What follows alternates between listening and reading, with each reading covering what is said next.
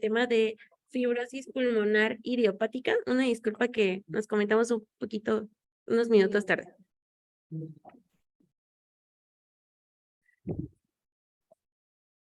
Bueno, para comenzar, vamos a definir que la neumonía, la fibrosis pulmonar idiopática se define como una neumonía intersticial que es de tipo fibrosante, crónica, y que hasta el momento está establecida con una etiología o una causa desconocida. Y es un espectro de enfermedades que cumplen con ciertas características radiológicas e histológicas de algo, de una definición que actualmente está establecida como una NIU o neumonía intersticial habitual, la cual coincide tanto en el patrón radiológico como en el patrón histológico. La fibrosis pulmonar idiopática es progresiva y se caracteriza con síntomas respiratorios y un deterioro fisiológico de la respiración importante, que es el que generalmente causa el debut de los síntomas. Es un grupo muy grande y heterogéneo de enfermedades pulmonares intersticiales y generalmente pueden tener mecanismos subyacentes parecidos a otras enfermedades fibrosantes pulmonares, sin embargo, no cumplen con la definición del patrón histológico normal. Esta enfermedad pues cobra importancia por su alta mortalidad y el aumento en los requerimientos de atención médica en sistemas de salud actualmente por el mayor diagnóstico que existe de la misma enfermedad.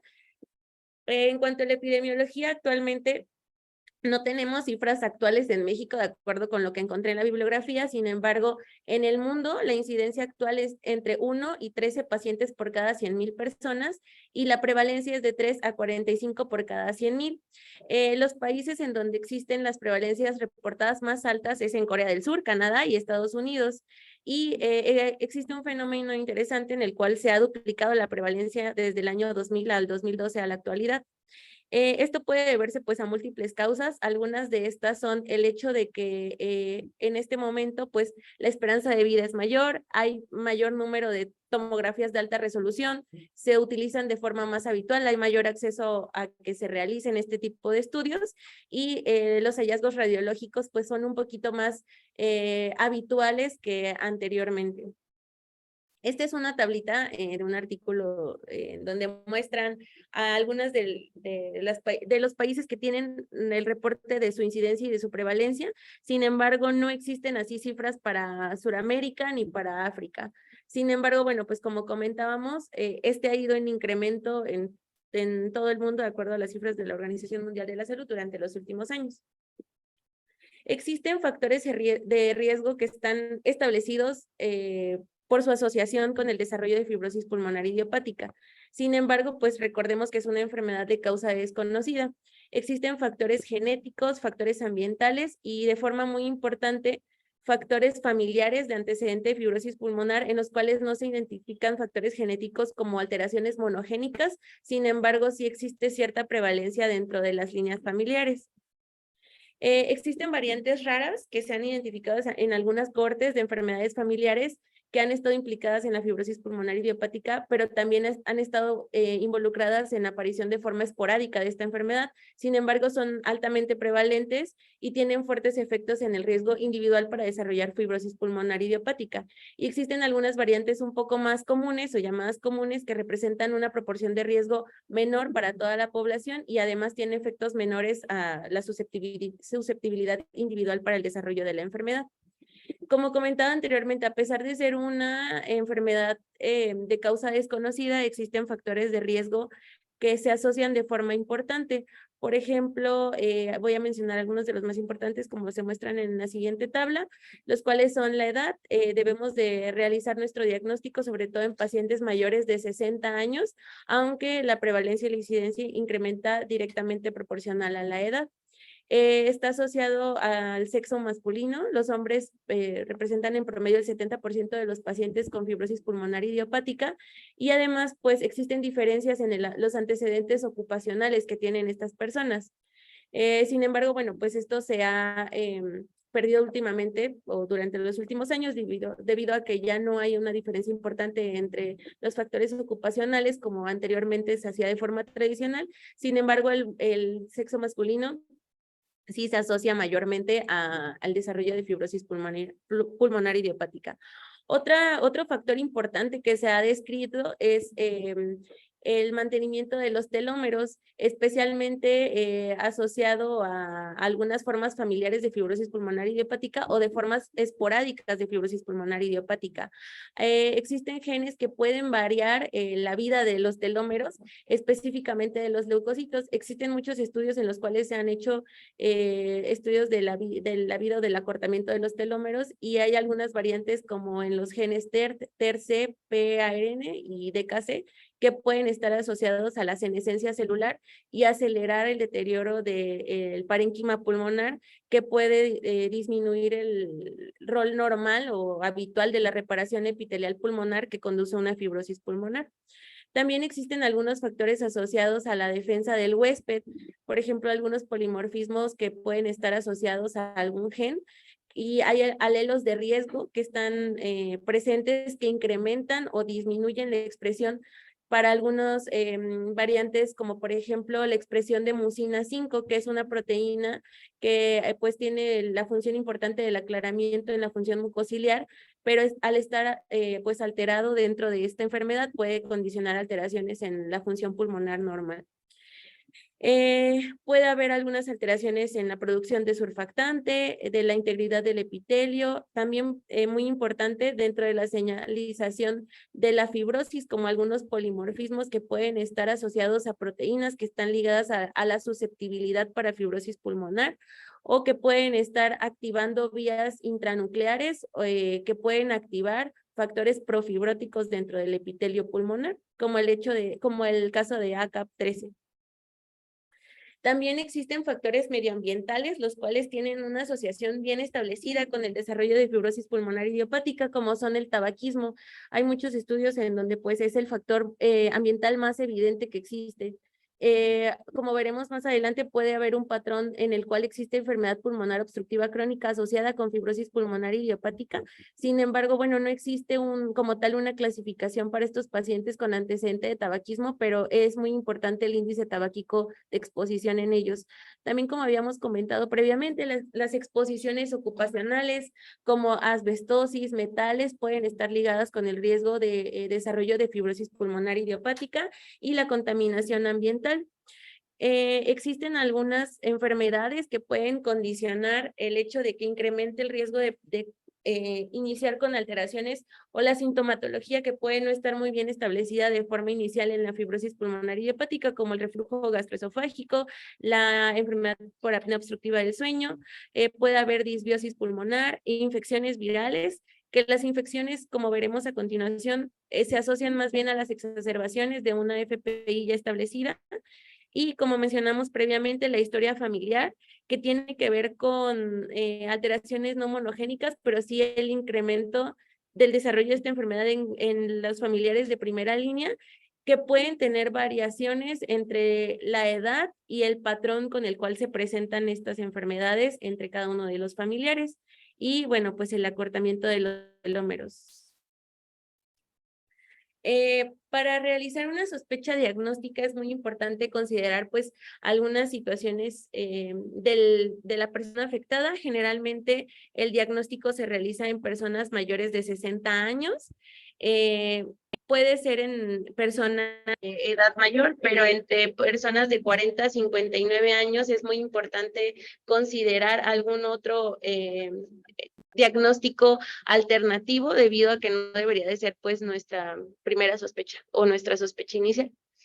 De forma inicial, el paciente puede ser puede tener una presentación asintomática. Sin embargo, pues la sospecha puede realizarse a la exploración física con estertores inspiratorios vivasales, y los síntomas generalmente tienen un inicio insidioso, comúnmente pues tos y disnea de esfuerzo. La etiología debe de ser inexplicable hasta el momento de la sospecha diagnóstica, debido a que no se encuentra directamente condicionada por un factor, sino asociada a múltiples factores. Y en la imagen, que debe de ser, inicialmente puede ser una radiografía de tórax. Sin embargo, para el diagnóstico necesitamos una tomografía de alta resolución de tórax, la cual pues es un que se realiza habitualmente en este momento para alguna sospecha de algún SEA pulmonar, o en el caso de pacientes hospitalizados que requieran para diferenciar alguna lesión asociada a algún proceso infeccioso, derrame, etcétera. Y el antecedente que mencionábamos previamente de tabaquismo y algunas otras exposiciones ambientales. Los factores que aumentan la probabilidad de fibrosis pulmonar idiopática son edad, sexo y tabaquismo, y existen factores que disminuyen la probabilidad de fibrosis pulmonar idiopática, como la exposición a antígenos de algunos antígenos que pueden condicionar alguna neumonitis por hipersensibilidad, y claro, pues el hecho de descartar enfermedades autoinmunes. Aquí es muy importante y se consideran dentro del abordaje diagnóstico que se puede realizar el lavado broncoalveolar.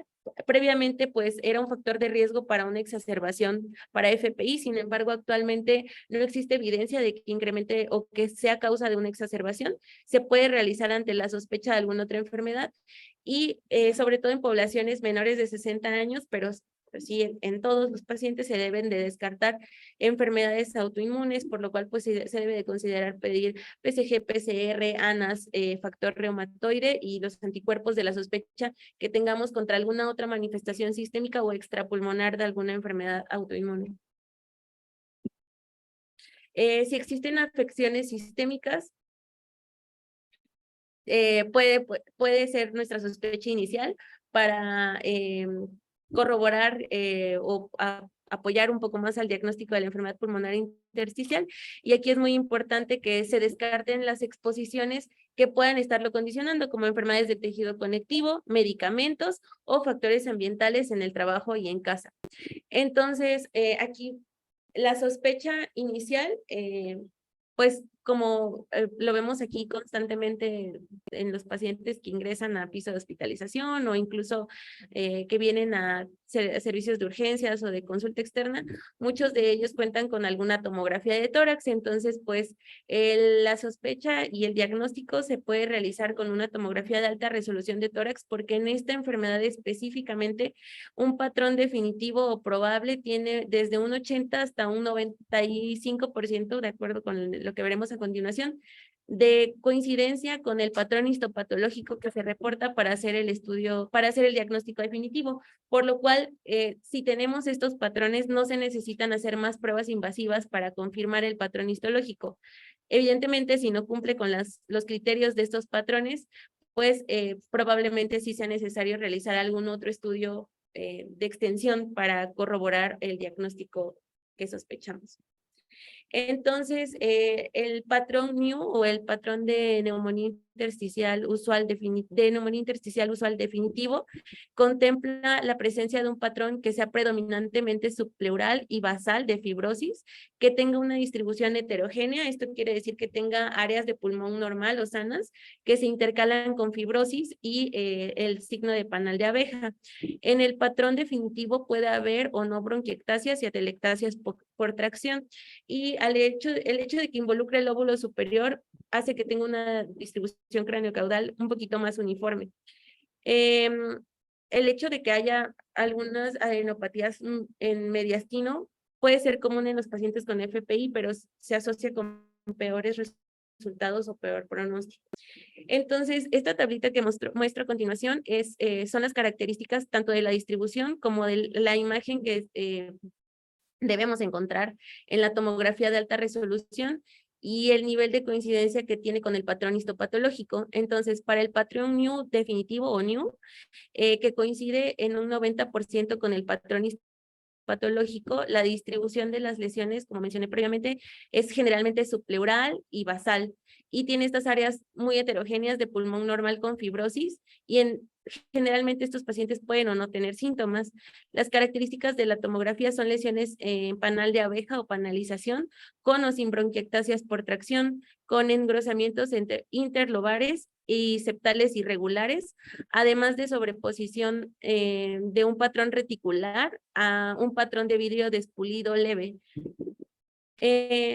La imagen de NEW probable tiene una menor coincidencia con el estudio histopatológico, sin embargo, se puede considerar diagnóstica y tiene más o menos la misma distribución subpleural y basal. También tiene estas áreas heterogéneas con un patrón reticular y bronquiectasias por tracción. Aquí puede ver vidrio despulido, pero no predominan estas lesiones subpleurales y no, en esta es importante que no existe la panalización. El new indeterminado definitivamente pues tiene una coincidencia mucho menor, del 51 al 69%, y esta es una distribución difusa que no tiene predominio subpleural, diferente al definitivo y al probable, y las características son una fibrosis pulmonar que no sugiere una etiología específica. Existen hallazgos pues alternativos que estos evidentemente, a pesar de tener un patrón intersticial en la imagen, tienen un predominio peribroncovascular o un predominio perilinfático, y generalmente se presentan en los lóbulos inferiores o lóbulos medios, y las lesiones pueden ser menores a nivel subpleural. Aquí podemos encontrar quistes, predominio de vidrio despolido, el cual es escaso en el definitivo y probable, micronódulos centrolobulillares, nódulos, puede haber imágenes de consolidación, lo cual tampoco no es común en definitivo y probable, las placas pleurales que pueden estar asociadas a alguna enfermedad como asbestocitosis, y la dilatación esofágica. Y bueno, aquí les muestro a continuación algunas imágenes de algo dice. Sí, es que quiero ver la presentación. Una disculpa. Les muestro aquí algunas imágenes de los patrones. Este es un artículo en donde vienen algunos casos interesantes con los patrones radiológicos y el diagnóstico, entonces pues los vamos a comentar. Esta primera imagen corresponde a un hombre de 78 años con un patrón new definitivo. Aquí pues como podemos ver existen un patrón reticular periférico, que son los que se muestran en la figura A. También existen algunos quistes subpleurales que son pues de un tamaño más o menos uniforme, y generalmente tienen estos engrosamientos que existen digamos, como estos engrosamientos lobares, que generalmente condicionan este patrón de panalización.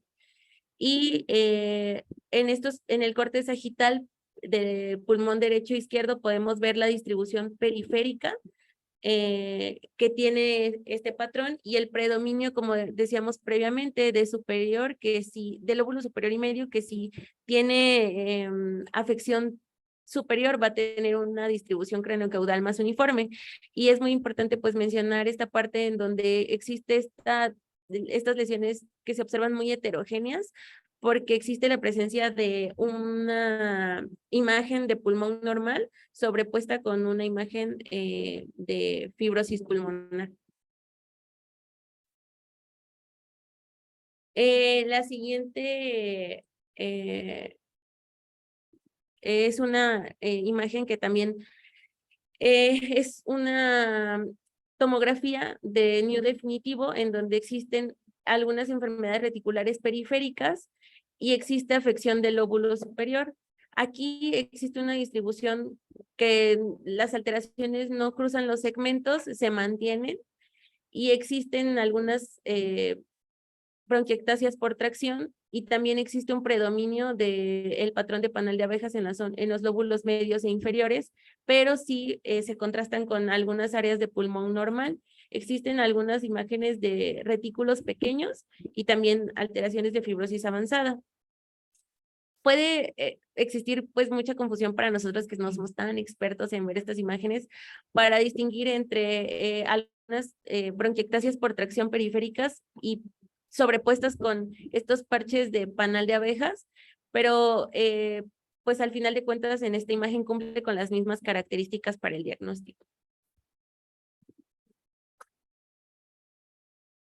Esta es una imagen de un patrón new probable que, como mencionábamos previamente, tiene una asociación entre un 70 y 89% con el patrón histopatológico para el diagnóstico de FPI. Este es un hombre de 72 años con disnea progresiva. Aquí podemos ver en la figura A, B y C que existen retículos periféricos, aunque predominan en la zona inferior, con algunas áreas de bronquiectasias por tracción.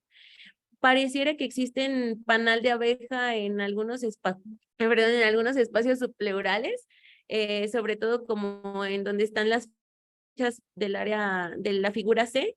Sin embargo, es muy importante recordar esto, que esta parte del panal de abejas puede no estar involucrado en este patrón, pero el hecho de que tenga bronquiectasis por tracción y el patrón de sobreposición con pulmón normal, pues sí habla de una fibrosis avanzada. La siguiente es un patrón que es new, no probable ni definitivo, o sea, es un patrón new indeterminado. Este es un hombre asintomático de 59 años, pero que tiene antecedentes familiares de FPI. Perdón. Aquí podemos ver que existen algunas imágenes reticulares periféricas, pero son pues muy leves.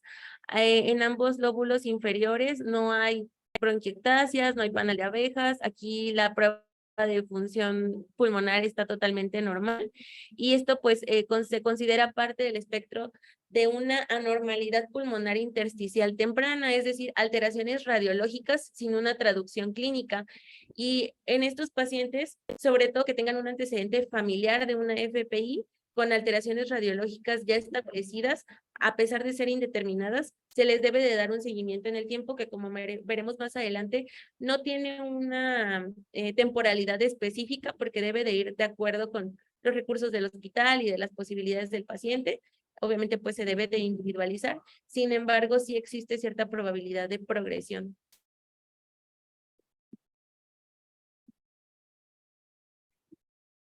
Aquí esta es una imagen en donde justo de lo que platicamos previamente, existe una progresión de la enfermedad de un new indeterminado a una imagen típica o definitiva de new. Aquí en las imágenes A y C podemos ver cómo hay esta diferencia 4 años después con las figuras B y D. Al inicio solamente hay algunas imágenes reticulares periféricas bilaterales, pero no hay fibrosis, ni hay bronquiectasias, ni hay enfisema centrolobulillar. Sin embargo, pues estas imágenes progresan y como podemos ver en las figuras de la derecha, aquí ya hay una fibrosis pues mucho más extensa y existen estos parches de fibrosis sobre pulmón normal, la cual pues en 4 años tuvo una evolución muy importante que en el caso de este paciente pues le condicionó defunción por insuficiencia respiratoria 2 años posteriores a la tomografía con progresión de la enfermedad. Esta es una mujer de 60 años con una asociación de NEW con AR. Aquí las imágenes sobre todo de los lóbulos inferiores muestran fibrosis extensa, pero no tiene no tiene una imagen reticular significativa. Hay algunos quistes subpleurales, los cuales pues pueden tener un tamaño muy variable, pero la mayoría son redondos, de paredes gruesas, los cuales pues nos hacen descartar que sea un enfisema paraseptal y muestran pues cómo tiene esta distribución basal y posterior de la fibrosis. Y aquí, a pesar de ser una probable imagen, un mío probable, pues tendríamos que descartar porque está asociado a una enfermedad autoinmune, que es algo muy importante. Evidentemente, pues aquí, si fuera la primera manifestación, que no, muy probablemente no es el caso, pero que tuviera manifestaciones pulmonares, como mencionamos previamente, pues siempre se debe de realizar el abordaje integral y descartar por serología la probabilidad de estas enfermedades. Aquí estas imágenes pertenecen a una mujer asintomática de 59 años con una enfermedad del tejido conectivo, no especificada nada más sobre los datos de esta paciente, pero aquí podemos ver que las lesiones son basales y existe una imagen reticular periférica bastante leve, pero lo que predomina es el vidrio despulido en las bases. Pareciera que sí existen en las imágenes en expiración, que son las de la derecha, como si hubiera algunos datos de atrapamiento aéreo. Sin embargo, aquí pues solamente predomina el vidrio despulido. Y la restricción que mostraba en las pruebas de función pulmonar es una restricción leve sin obstrucción. Entonces, pues también aquí sería muy importante considerar las pruebas de funcionamiento pulmonar.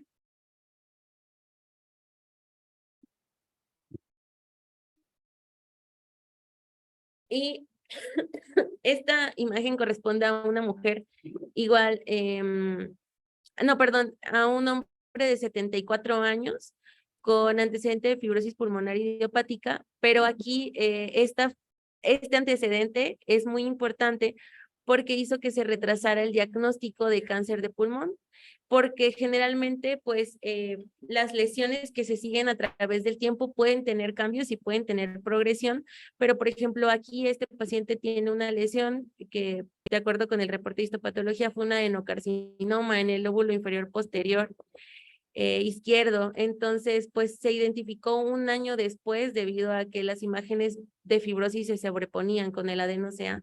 Entonces, no existe una asociación establecida entre CA de pulmón, pero existen algunos factores genéticos que pueden condicionar alteraciones y mutaciones que predispongan a cáncer pulmonar en la FPI.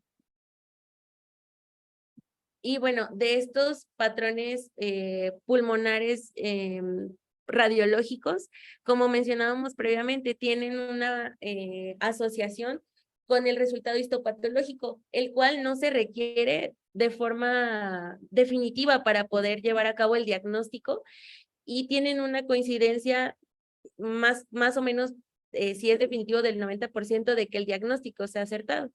Entonces, para el patrón New, si viéramos el patrón histopatológico, es una fibrosis densa en donde existe una distorsión arquitectónica del tejido pulmonar con distribución subpleural y paraseptal, predominantemente pues por fibrosis.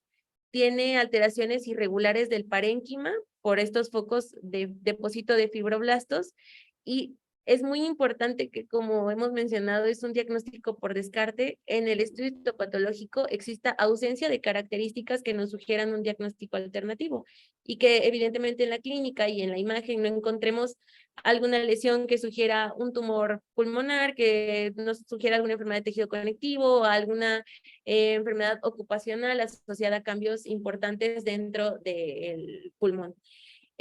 Para el New probable, que tiene una asociación del 70 al 89%, pueden tener algunas características de la columna del New definitivo, pero existe un impedimento para realizar el hecho de que tenga una neumonía, una fibrosis pulmonar idiopática, porque existen características que sugieran un diagnóstico alternativo, es decir, existe la controversia de si alguno de los factores a los que estuvo expuesto puede estar asociado con algún otro diagnóstico que no sea FPI. Es simplemente por decir también. Y para nivel indeterminado puede haber una fibrosis, pero puede o no haber distorsión arquitectónica del tejido pulmonar que puede favorecer que el patrón no sea o no se favorezca con un patrón new, pero o que pueda pero asociado a alguna causa secundaria. Puede tener características histológicas de panal, fibrosis, depósito de fibroblastos, pero aquí sí va a haber alguna característica que sugiera un diagnóstico alternativo.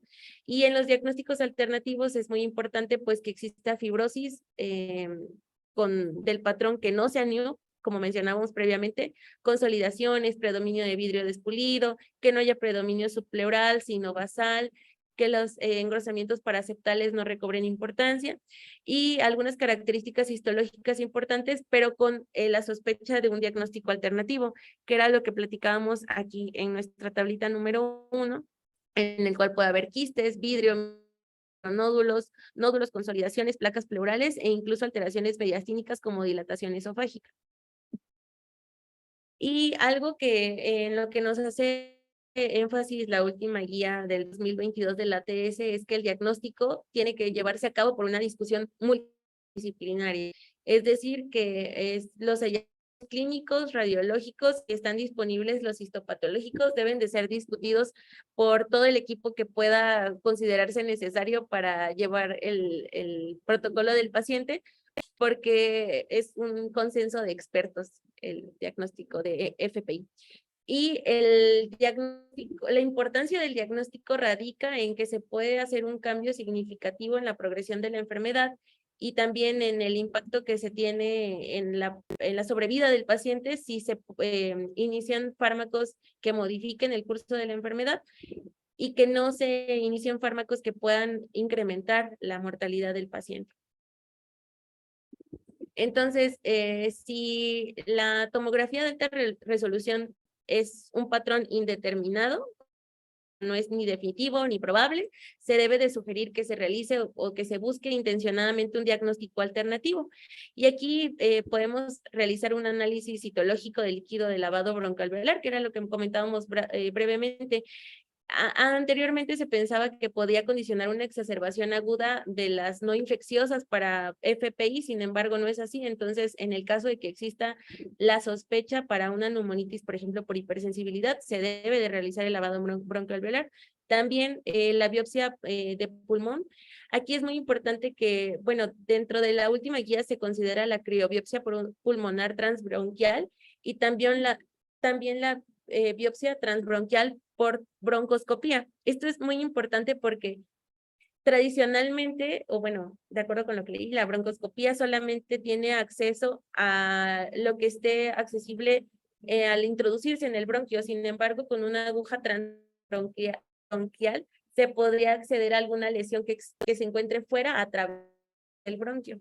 Y también, pues, si existe posibilidad de realizar una biopsia quirúrgica de pulmón o si así lo requiriera.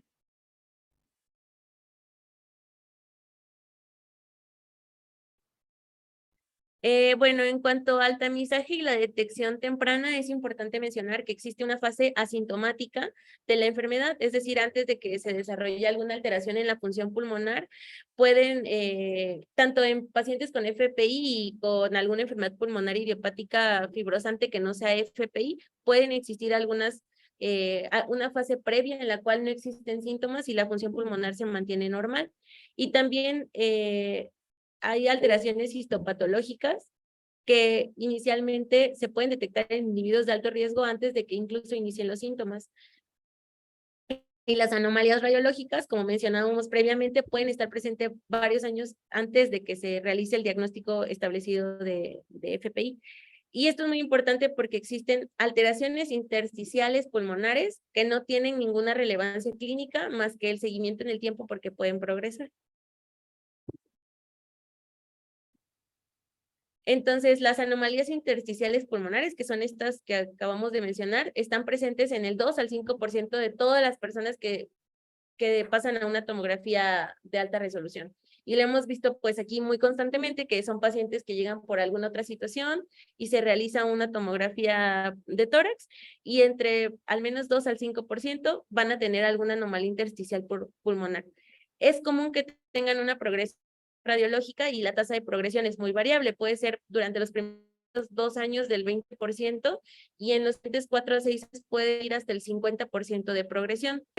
Inicialmente puede o no traducir una enfermedad sintomática, sin embargo, sí puede haber un deterioro fisiológico en la función pulmonar y la fibrosis establecida por un estudio radiológico y el hecho de que el paciente tenga factores de riesgo que, como mencionábamos anteriormente, eran la edad, la exposición ambiental, pueden condicionar un aumento en el riesgo de progresión a la enfermedad. Y pues también muy importante, los familiares de primer grado de los pacientes con fibrosis pulmonar tienen un alto riesgo de desarrollar FPI. Aquí entonces, pues lo ideal es hacer un seguimiento y un tamizaje con pruebas de función pulmonar y con TACAR. Eh, el tiempo en que se tiene que hacer depende evidentemente, pues de las características del individuo y también pues de los recursos con que se cuenten. La historia natural de la enfermedad pulmonar idiopática es que pues es una enfermedad crónica y que va a progresar y la progresión va a condicionar que disminuya la función pulmonar y que empeoren todos los síntomas respiratorios y que eventualmente el paciente tenga fallezca asociado a la insuficiencia respiratoria o a las enfermedades asociadas que vemos actualmente a condición de FPI. La función pulmonar en los pacientes se ve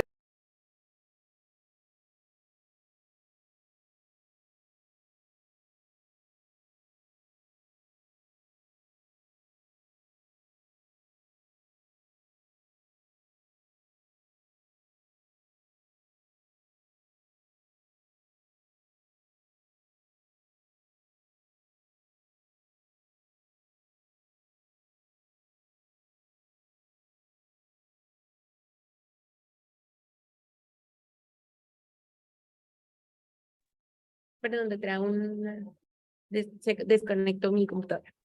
Entonces, este deterioro puede ser de entre 150 y 200 mililitros de la FBC por año en los pacientes que ya tengan establecida la enfermedad. Entonces, pues a pesar de que este comportamiento va a ser progresivo, existen pues tratamientos que pueden disminuir la progresión rápida o acelerada, por lo cual se debe de intentar realizar un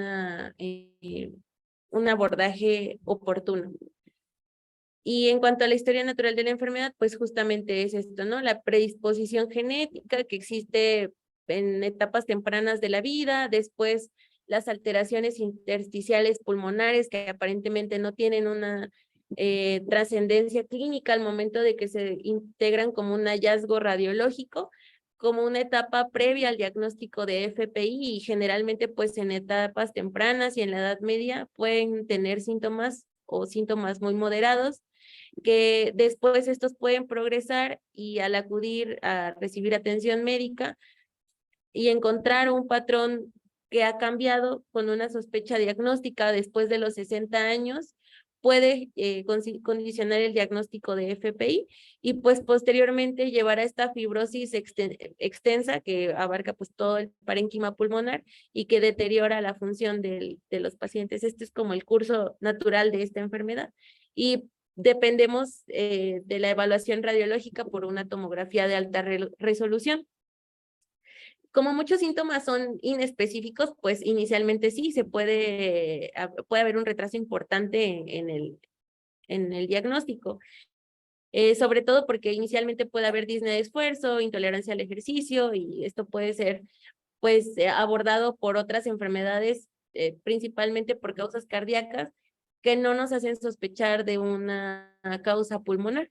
Entonces, como podemos ver en la gráfica del lado inferior derecho, la función va a tener una disminución muy importante a través de los años y existen factores que nos pueden condicionar una progresión rápida, como lo podemos ver en la línea roja, una progresión un poquito más lenta, pero que puede incrementar de forma importante después de una exacerbación y una enfermedad inicialmente estable en la cual se le da seguimiento por una progresión baja o no tan rápida, pero que después de una exacerbación puede incrementar la disminución en la función pulmonar.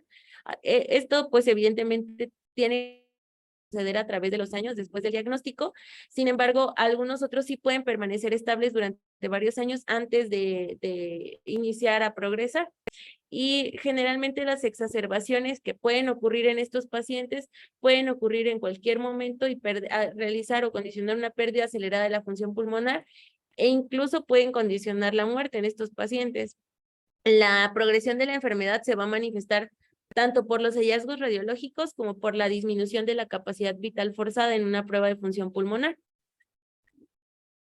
Y como vemos a continuación, este es una gráfica que nos muestra los cambios en la FBC en los pacientes con FPI a través de las semanas, después de varios años y cómo existe una disminución muy importante desde que se realiza el diagnóstico hasta las 72 semanas de seguimiento que se dio en este estudio y cómo existe esta disminución de 150 a 200 mililitros en cada uno de ellos, pues lo cual impacta directamente en la capacidad de realizar sus actividades de la vida cotidiana y en la sintomatología respiratoria que tienen estos pacientes.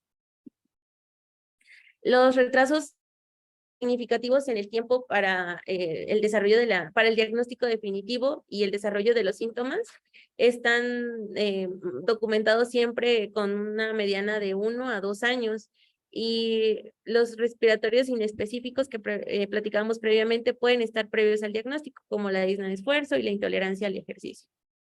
Entonces, una vez que se realiza el diagnóstico, es muy importante considerar que existen episodios de exacerbaciones, los cuales son deterioros respiratorios agudos que tienen una significancia clínica y existe una la aparición de una nueva anomalía alveolar en el patrón radiológico.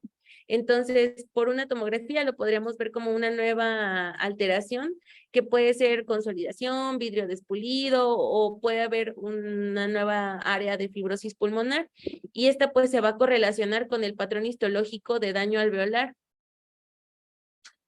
Las exacerbaciones agudas pueden ser de una causa no identificable, o sea, idiopáticas, como se clasificaban previamente, idiopáticas o no idiopáticas. Sin embargo, pues ahora sabemos que pueden ser idiopáticas asociadas a una infección viral o bacteriana, a aspiración o alguna otra causa identificable. Están asociadas pues a alteraciones en los cambios de temperatura, existen algunos otros como microaspiraciones, medicamentos, o el hecho de que se tenga que exponer a alguna cirugía intratorácica.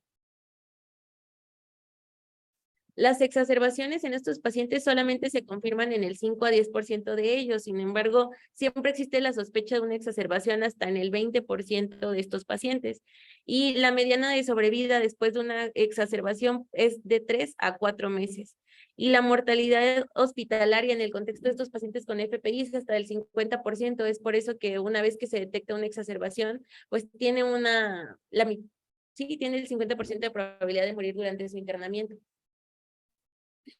Y los factores que se asocian con un mayor riesgo de mortalidad son que tengan una baja FBC, una baja DLCO, que tengan disminución en la capacidad de la prueba de caminata de 6 minutos, evidencia de hipertensión pulmonar, que haya mala oxigenación basal o el incremento en la disnea.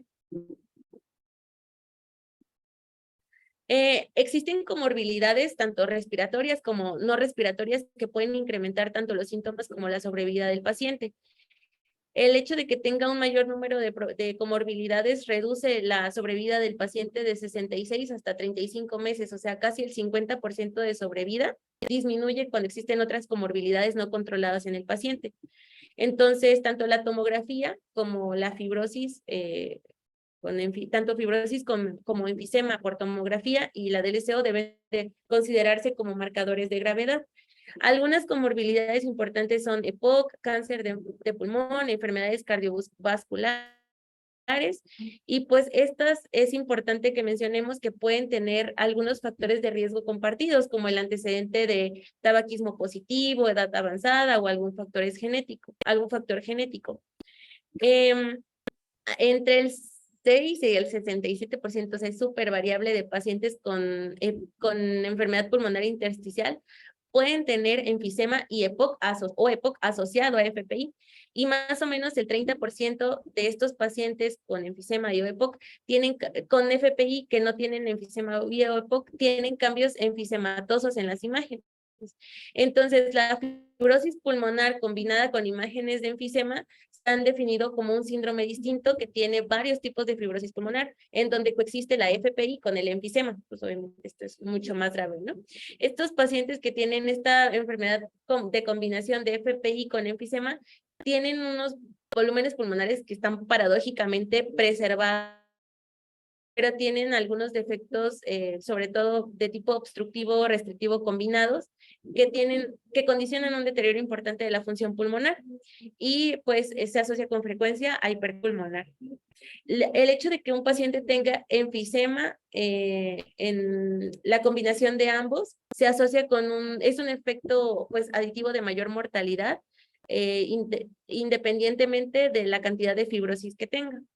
La hipertensión pulmonar, más o menos aumentado en un 14% de pacientes con FPI y también tienen pues importante repercusión como en el deterioro de la función pulmonar restrictiva, que va de leve a moderado, y hasta en el 30 a 50% de pacientes que tienen una FPI más avanzada y se asocian con una pues muy mala esperanza de sobrevida. Se ha discutido mucho acerca en estos pacientes el beneficio el beneficio que existe del tratamiento con antagonistas de los receptores de endotelina como Ocentan, Macitentan o el tratamiento con Riociguat, pero pues en el caso de que esté el tratamiento establecido para HAP, importante considerar que no se consideran con una mejoría. Al contrario, ambrisentan, por ejemplo, se asoció con un empeoramiento en el deterioro respiratorio en los pacientes con FPI con o sin hipertensión pulmonar. Entonces, pues no es parte del tratamiento, pero a pesar de que no es parte del tratamiento, se debe de considerar como un empeoramiento en los pacientes con FPI, se deben de considerar alternativas porque no debería de formar parte del tratamiento.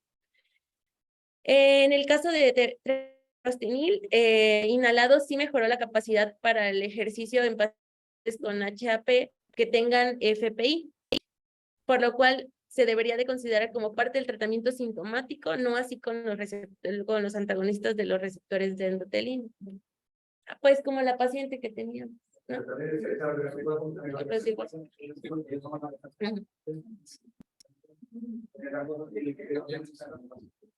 ¿no? Sí, sí, o sea, pues, o sea, no debería de ser, no debería de estar dentro de nuestras posibilidades los receptores antagonistas de receptores de endotelina.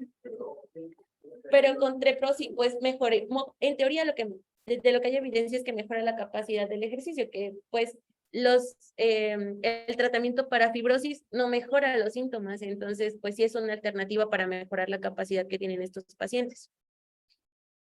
Entonces, también dentro de las comorbilidades existe un aumento en la incidencia de cáncer de pulmón en los pacientes con FPI y que esta pues se puede asociar a varios factores de riesgo que pueden compartir con, por ejemplo, mencionábamos hace rato que algunos factores de riesgo son la activación de algunas vías profibróticas que existen a nivel del tejido pulmonar y pueden existir también algunas alteraciones en las vías de señalización intranucleares que pueden promover el desarrollo de cáncer de pulmón. Y esto pues tiene un impacto muy negativo en la sobrevida de los pacientes porque pueden tener una mortalidad 5 veces mayor de los pacientes con solo FPI que FPI más sea de pulmón y el diagnóstico pues es un poquito más difícil.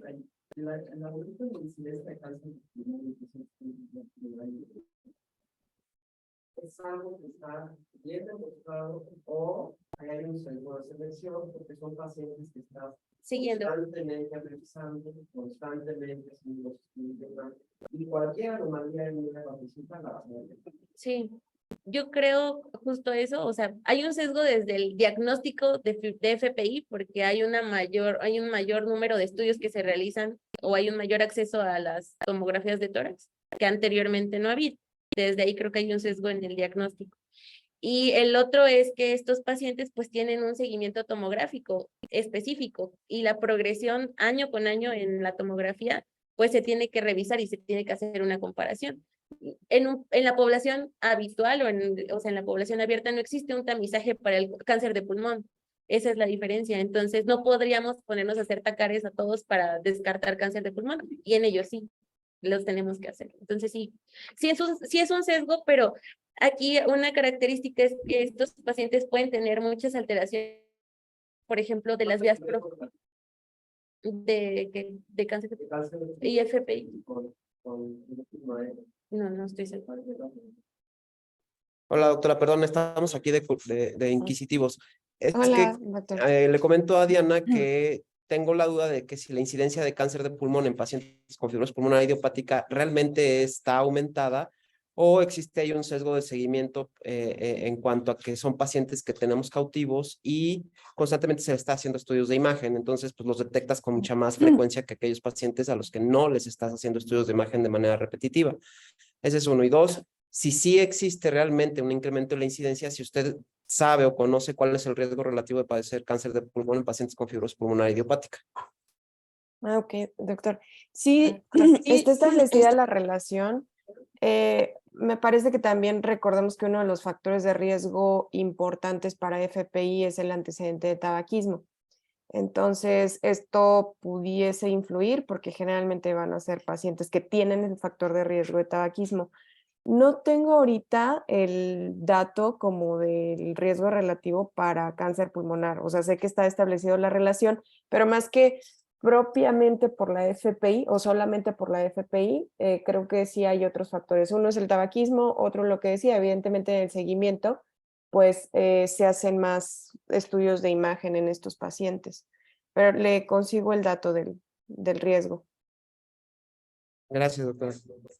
Y Bueno, aprovechando que se hizo una pausa, en cuanto a la hipertensión pulmonar, recordemos que hay 5 grupos que en realidad están establecidos mucho por su mecanismo fisiopatológico.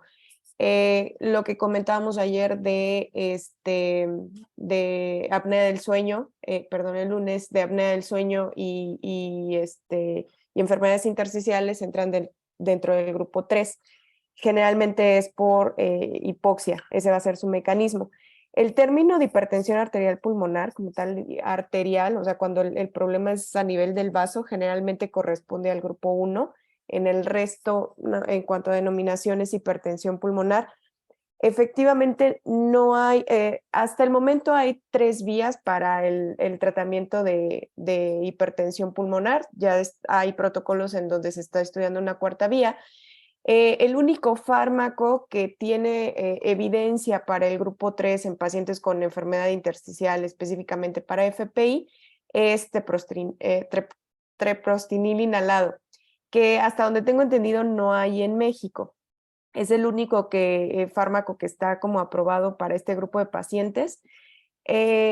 Estrictamente el resto de los fármacos, o sea, de hecho, grupo 3 se hace mucho énfasis en que es el tratamiento de la causa subyacente, es decir, de la intersticial, de la apnea del sueño. Como realmente no hay como alguna indicación. En algunos centros acá en México, donde ven hipertensión pulmonar, se llega a utilizar algún tipo de fármaco, pero fuera, o sea, como off-label, o sea, no como una indicación precisa, viendo si puede mejorar los síntomas en estos pacientes. Pero treprostinil sería el único fármaco en algún momento si se requiere. Otra cosa importante es que teóricamente grupo 3 te da una hipertensión bajita, o sea, no pasa de 30, es raro que pase de 35 cuando les hacen el cateterismo cardíaco derecho. De hecho, si la hipertensión es más alta, estamos obligados a descartar otra causa de hipertensión, porque habitualmente el grupo 3 no da una hipertensión tan alta.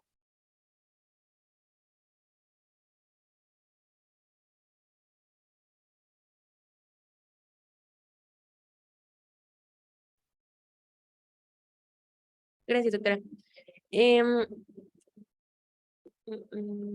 Algo más iba a decir de esto. Bueno, y sí, justo en estos pacientes con antecedente de pulmón, pues el tratamiento puede ser pues un reto, ¿no? En estos pacientes, porque tanto si existe posibilidad de resección quirúrgica o RT, puede ser no tan factible si ya existe el antecedente de una fibrosis extensa en el tejido pulmonar. Y los tratamientos quirúrgicos o los tratamientos médicos incluso pues pueden desencadenar una exacerbación aguda en estos pacientes que incremente su mortalidad, que disminuya la sobrevida del paciente. El hecho de que haya pues nuevos agentes o nuevas terapias blanco, o nuevas terapias antineoplásicas, de los biológicos nuevos, para el cáncer de pulmón pues también existen asociaciones de estos con un incremento en el FPI inducida por medicamentos o que exista una progresión de la enfermedad establecida.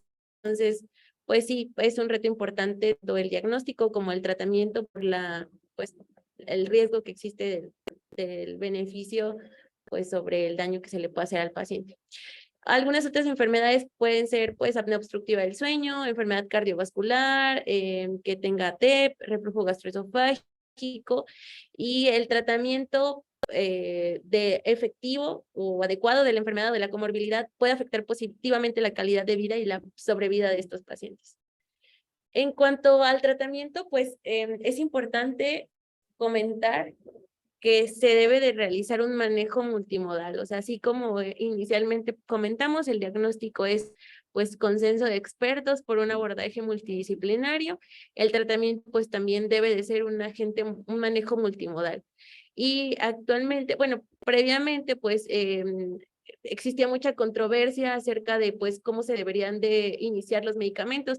Actualmente algunos estudios como el PANTER pues muestran evidencia de que el hecho de iniciar la terapia inmunosupresora con corticosteroides en los pacientes con FPI incrementa la mortalidad de forma pues muy significativa, entonces no es una alternativa en el tratamiento dirigido para FPI una vez que se haya descartado alguna otra causa asociada enfermedad del tejido conectivo o alguna otra alteración autoinmune. Dos agentes antifibróticos que están establecidos en el uso para tratamiento de FPI, que son pirfenidona y nintedanib, los cuales pues disminuyen de forma importante la progresión de la pérdida de la función pulmonar, mejoran los resultados clínicos medidos que son hospitalizaciones y mortalidad en estos pacientes. Sin embargo, pues no tienen un impacto importante para la sintomatología de los pacientes. Y más o menos entre un 20 y un 30% de los pacientes que están con este tratamiento en los ensayos clínicos que se están corriendo actualmente tienen mucha intolerancia a largo plazo por los efectos secundarios, principalmente gastrointestinales. Entonces son medicamentos muy poco tolerados, aunque sí definitivamente tienen un impacto en la mejoría y en la disminución de la progresión de la enfermedad. Anteriormente, pues, también existía alguna alternativa para tratar FPI con medicamentos como antiácidos o enfermedad o cirugía para corrección del reflujo gastroesofágico para mejorar los síntomas respiratorios.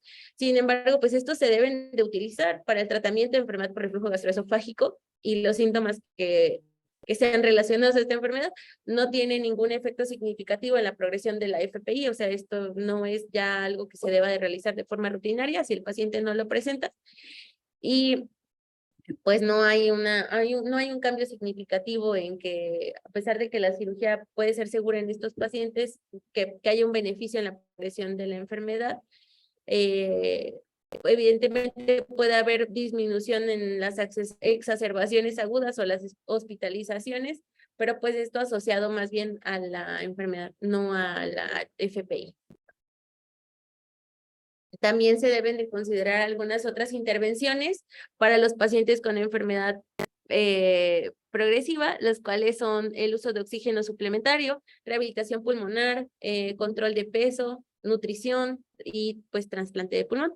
La rehabilitación pulmonar mejora los resultados clínicos de los pacientes con FPI y incluimos la mejoría de la disnea y de la calidad de vida. Para los criterios pues del trasplante pulmonar, en teoría, pues debemos de seguir las características del centro hospitalario porque cada uno pues individualiza a los pacientes que son candidatos para ellos para trasplantar. Y también considerar pues los cuidados paliativos para aliviar los síntomas de estos pacientes que son muy importantes y también para sus cuidadores. Entonces, pues se debe de reconsiderar un cambio en el tratamiento y de las intervenciones que se deben de hacer de acuerdo con cada evidencia de progresión de la enfermedad y no olvidar pues las inmunizaciones que sean adecuadas para la edad del paciente. Entonces, pues esta tablita es una tablita que nos muestra algunas de las intervenciones que podemos hacer. Entonces, pues en el diagnóstico de FPI, el tratamiento antifibrótico, nintedanib con pirfenidona, el manejo de síntomas con rehabilitación pulmonar, disminuir la tos, complementar con oxígeno y los cuidados paliativos, mitigar los factores de riesgo como dejar de fumar, quitar el factor de exposición, la vacunación, medidas antirreflujo. Aquí pues en el tratamiento a intentar pues optimizarlo, se debe de hacer un estudio de sueño para evaluar apnea obstructiva del sueño, manejo de peso nutricional, hipertensión pulmonar, también pues si requiere tratamiento para reflujo gastroesofágico, evaluar el trasplante pulmonar, si existe la posibilidad de que este paciente se agregue a algún ensayo clínico en el cual se estén probando nuevos fármacos como alternativas, pues también se debe de hacer. También debemos de pues educar tanto al paciente como a sus cuidadores y pues monitorizar el curso de la enfermedad con estudios más o menos con intervalos de 3 a 4 meses, incluyendo pruebas físicas con espirometría, DLSO y pruebas de caminata de 6 minutos. Si la enfermedad se mantiene estable, pues intentar continuar con este tratamiento establecido. Sin embargo, si existe progresión de la enfermedad con un avance muy agudo y se considera exacerbación aguda, pues siempre realizar una tomografía de alta resolución y aquí sí considerar el uso de esteroides sistémicos que no deberían de ser de forma inicial parte del tratamiento de FPI, pero en las exacerbaciones agudas pues se ha visto cierto beneficio en el uso de los mismos. Y si existe pues una progresión gradual, intentar mantener este manejo multimodal para darle una mejor calidad de vida al paciente. Entonces, pues se debe de dar seguimiento, orientación anticipada con respecto a las exacerbaciones agudas, sí, o el uso de corticosteroides para tratar las exacerbaciones, aunque el uso de esteroides en el tratamiento crónico de FPI de forma inicial pues reduce la sobrevida de los pacientes, y pues evitar inmunosupresores como ciclofosfamida, que pueden incrementar la mortalidad incluso a 3 meses de los pacientes con FPI. Este es un artículo de los efectos de la suplementación en estos pacientes con vitamina D, C y E en FPI. Fue un ensayo clínico que se realizó para probar pues el uso de estos suplementos alimenticios. Y aquí lo que se midieron fueron pruebas de función pulmonar y algunas otras expresiones génicas de factores proinflamatorios como TGF-beta, PCR, y en algunos de estos, pues sí, el hecho de que se suplementaran a los pacientes con vitamina D, C y E tuvo significancia estadística para incremento en la FEBI, para disminución en la capacidad, para incremento en la capacidad total pulmonar. Sin embargo, pues no hubo cambios importantes en la FEBC ni en la relación FEB1-FEBC, que pues sí nos deja la duda del impacto en la disminución de la progresión del deterioro de la función pulmonar. Sin embargo, pues también llama la atención que sí hubo diferencia significativa en los niveles de expresión de estas moléculas proinflamatorias que pueden estar asociadas dentro de la fisiopatología de los pacientes con FPI. Entonces, pues se debe de monitorizar la exacerbación de la enfermedad, se debe de seguir la progresión de la enfermedad. El intervalo apropiado para este seguimiento debe de ser de acuerdo a los recursos disponibles, a las preferencias de los pacientes. Se debe de realizar una monitorización en intervalos muy regulares, evaluar el empeoramiento de los síntomas, de los parámetros de las pruebas de función pulmonar, de las características radiológicas. Y existen algunos estudios recientes en los cuales pues están buscando nuevos biomarcadores séricos que puedan ayudarnos a evaluar tanto el diagnóstico como el pronóstico y la respuesta al tratamiento para estos pacientes con FPI. Sin embargo, pues ninguno debe estar considerado actualmente para la toma de decisión clínica. Algunos pues son como marcadores de lesión epitelial alveolar, algunos otros como de remodelación de la matriz extracelular, como periostina, osteopontina, meloperoxidasa, y pues algunos se han visto pues que incrementan significativamente en los pacientes con FPI. El único actualmente como biomarcador del cual hay un poquito más de evidencia es el recuento de monocitos en sangre periférica, en el cual un recuento mayor de 0.6 por 10 a las 9 células se asocia con progresión de la enfermedad, y mayor a 0.95 por 10 a las 9 células de monocitos se asocia con mayor mortalidad por todas las causas. Y pues de la mortalidad, la mediana de sobrevida de los pacientes ya con diagnóstico de FPI se ha reportado más o menos entre 3 y 5 años a partir del diagnóstico. El riesgo de muerte a los 4 años del diagnóstico es del 41%, y la sobrevida pues disminuye con el incremento en la edad y en los hombres.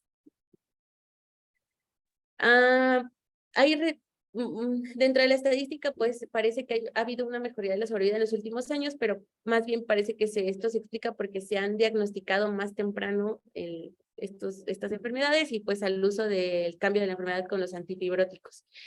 Y a pesar de que se ha disminuido la mortalidad, también a pesar de que se ha aumentado la sobrevida, sigue incrementando la mortalidad, pues porque existe más diagnóstico de estos pacientes, porque vivimos más años y porque hay más estudios que se realizan. Y pues generalmente la causa de muerte son exacerbaciones agudas e insuficiencia respiratoria aguda en el 60-70% de los pacientes. Y eso es todo. Bueno, si tienen alguna duda, me comentan. Nada más quería comentarles. Recuerden que para evaluar parénquima pulmonar es donde pedimos la tomografía de alta resolución, dado que los cortes son mucho más pequeños. Idealmente sí tendrían que ser en inspiración y en expiración. Como se comentaba, FPI es más frecuente por arriba de los 60 años, es más frecuente en hombres, el antecedente de tabaquismo. Es difícil establecer los datos epidemiológicos aquí en México. Sin embargo, existe REFIPI, que es el Registro Latinoamericano de Fibrosis Pulmonar Idiopática. Esto es una iniciativa de la Asociación Latinoamericana de Tórax, que es ALAT. Entonces, teóricamente, si alguien, o sea, como médico puedes contribuir a los datos, ¿no? O sea, tú envías tus datos y así van como que reclutando esta información a nivel no solo de México, sino de Latinoamérica. Recordemos que las causas más frecuentes de enfermedades intersticiales es FPI, otra es asociada a enfermedades autoinmunes y otra es neumonitis por hipersensibilidad. Entonces, son de las que primero pudiéramos hacer como ese diagnóstico diferencial. Anteriormente, hace muchos años, como que se requería la biopsia para diagnóstico. Actualmente, si cumple tomográficamente con datos de FPI, pues ya se puede hacer el diagnóstico. Como bien se mencionaban, se caracteriza por ese patrón usual o NEW. El patrón usual puede ser tomográfico o histopatológico. Entonces, ya comentaban de aquellos hallazgos compatibles que generalmente, aunque puede haber afectación en todo el pulmón, este predominio en las bases, subpleural, característicamente hay anormalidades como bronquiectasias por tracción o panal de abeja. El panal de abeja, recuerden que son como esas imágenes quísticas que generalmente van a empezar subpleurales y se distribuyen como en hileras.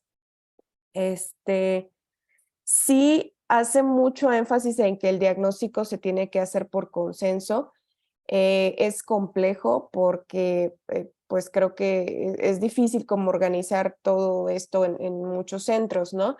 Pero es importante, por ejemplo, que en patología sea alguien que vea esta cuestión pulmonar, también la parte de radiología, alguien que se especialice en esta parte pulmonar.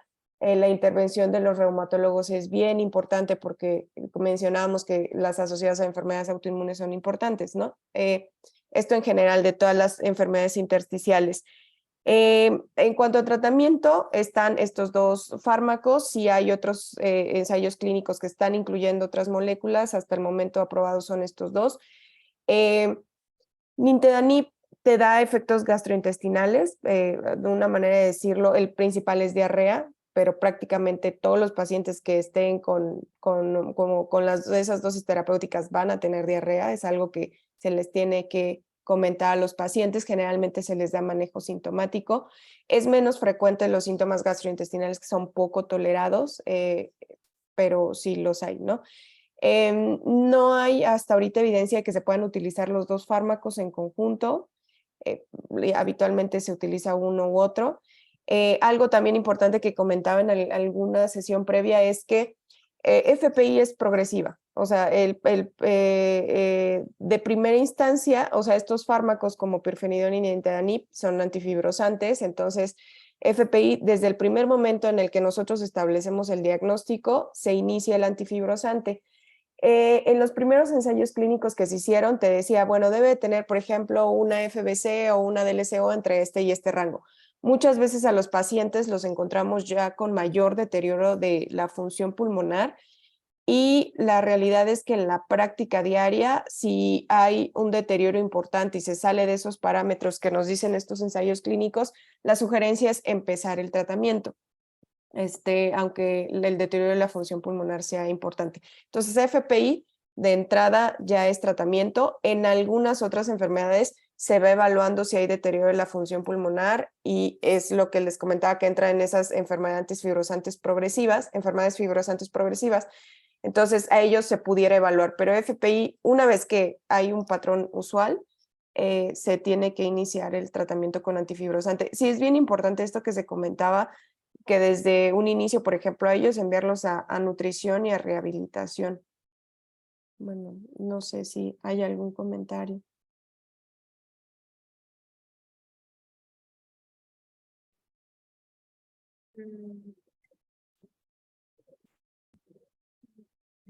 No lo sé, pero lo pregunto. Doctora, comentábamos aquí si hay, o sea, si después del trasplante pulmonar existe la probabilidad de que haya recidiva de la enfermedad.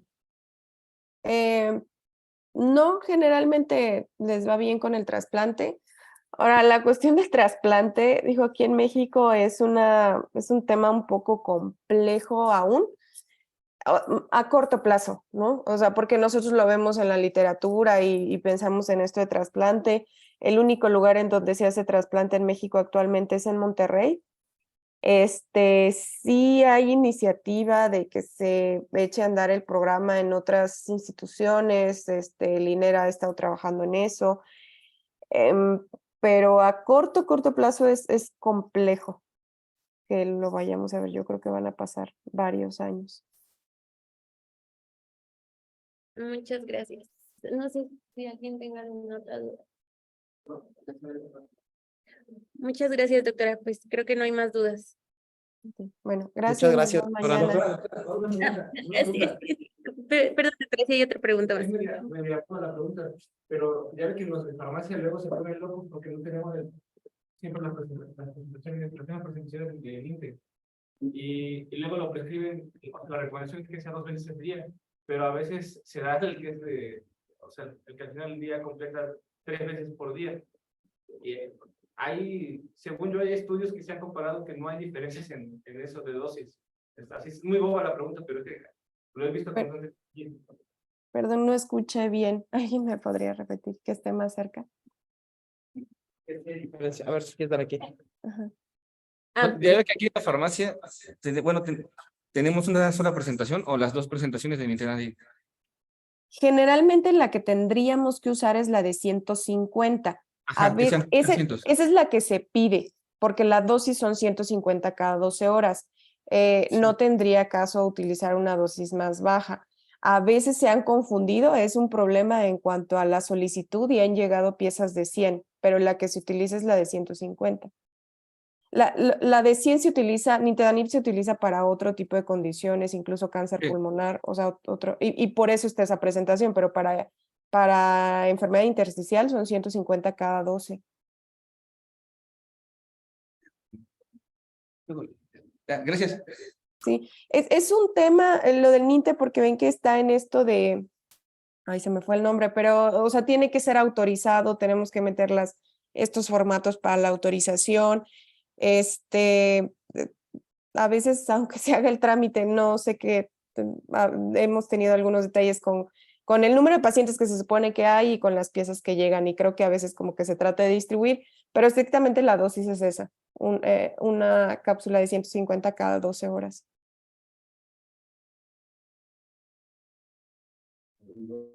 Muchas gracias, doctora. Sí, perdón, si tuvieran intolerancia se puede ir introduciendo poco a poco, o sea, tal vez una al día, pero esa sería la indicación al principio cuando el paciente se está acoplando al tratamiento. Muchas gracias, doctora. Sí, gracias, hasta luego. Bye. Gracias, doctora.